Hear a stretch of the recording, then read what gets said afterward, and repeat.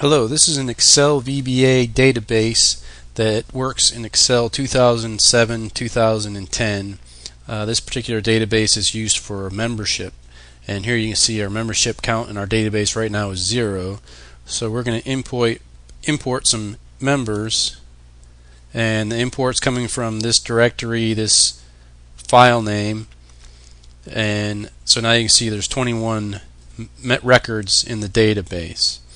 Okay, now we're going to look at the forms. Apart from importing as a file, it's also possible to import individual names into the database, and these cells, a lot of them have validation. So for example, this one only lets you enter information if there's a number involved in the name.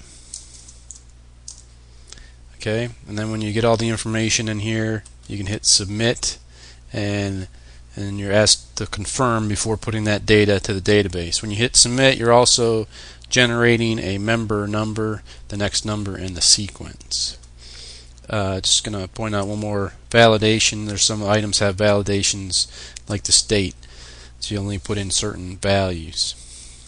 Going back to our initial screen, we're also looking at another form, data update. So we can look at data that's already in our database. In this case, we can look by member name. It's also possible to look by member number.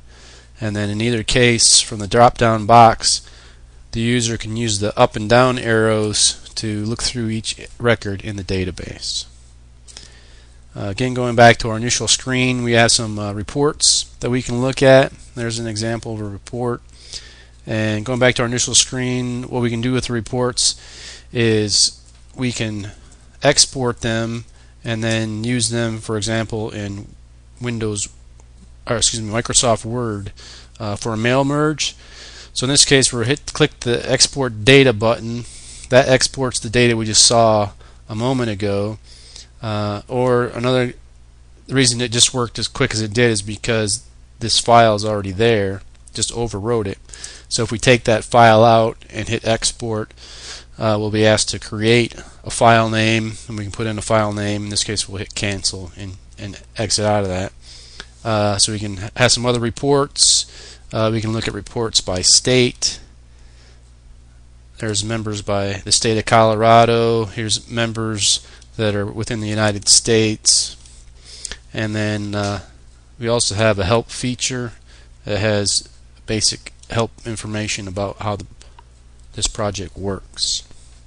And that's a rough overview, but hopefully it gives you an idea. Thanks for taking the time to look at this video.